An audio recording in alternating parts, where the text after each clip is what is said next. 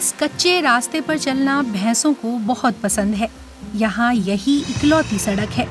लेकिन केन्या की सरकार यहाँ डामर का पक्का हाईवे बनाना चाहती है अपने महत्वाकांक्षी माऊ माऊ रोड कंस्ट्रक्शन प्रोजेक्ट के तहत। ये सड़क राजधानी नैरोबी के उत्तर में स्थित अबेरे डेयर नेशनल पार्क से निकलेगी। अबेरे डेयर इकोसिस्टम यहाँ एक अहम वाटर कैचमेंट एरिया है।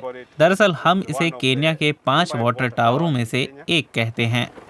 तो अबेरे डेयर से मिलने वाले संसाधन को देखें और पानी की बात करें तो नैरोबी में इस्तेमाल होने वाला 90% अबेरे डेयर से ही आता है। 1950 में स्थापित अबेरे डेयर नेशनल पार्क करीब 767 वर्ग किलोमीटर में फैला है। यहाँ पर करीब 800 तरह के पेड़ पौधे और 270 प्रजातियों के जानवर पाए जाते हैं।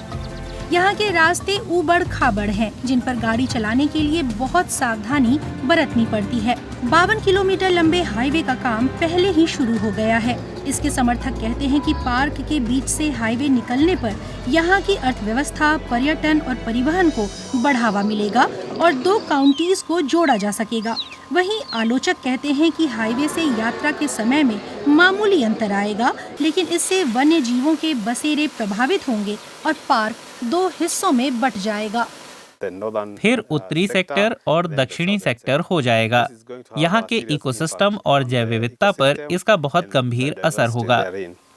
पार्क की रक्षा के लिए यहाँ बिजली की बाड़ लगी है जो 400 किलोमीटर लंबी है। ये दुनिया में सबसे लंबी संरक्षण बाड़ है। अभी तक इसने शिकार और गैर कानूनी तरीके से चारकोल निकालने की घटनाओं को कम करने में बहुत मदद की है। इसका मकसद है कि जानवर और इंसान दोनों शांति से रहें। प्रस्तावित सड़क इन उपलब्धियों पर पानी फेर सकती है। प्रस्तावित सड़क अबेरे डेयर से निकलेगी और इसे 2 हिस्सों में बांट देगी। फिर इस इलाके में संरक्षण के लिए जो कुछ भी काम हुए हैं वो खराब हो जाएंगे।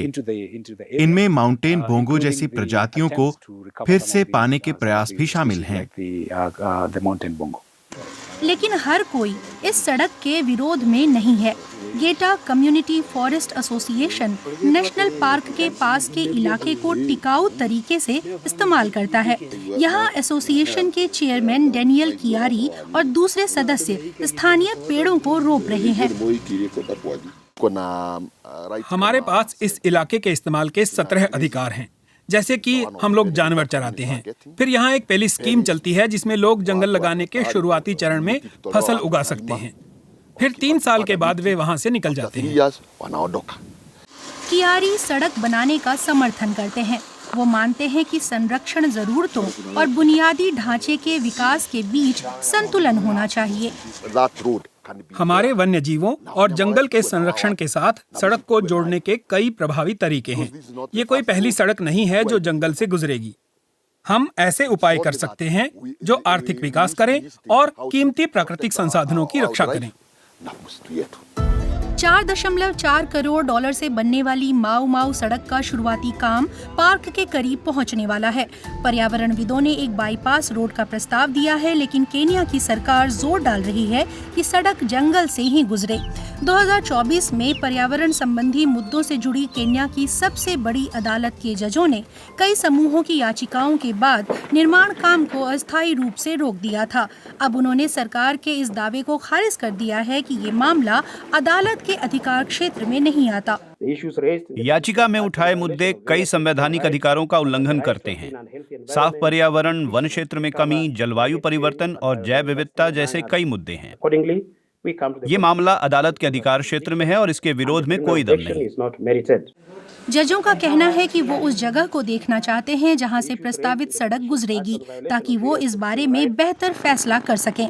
बहुत सी निर्माण परियोजनाओं की तरह अबेरे डेयर पार्क से निकलने वाली प्रस्तावित सड़क से एक तरफ आर्थिक हित जुड़े हैं तो दूसरी तरफ पर्यावरण संबंधी चिंताएं हैं। अदालत का अंतिम फैसला आने तक ये कच्चा रास्ता ही जंगल से गुजरने का अकेला रास्ता है।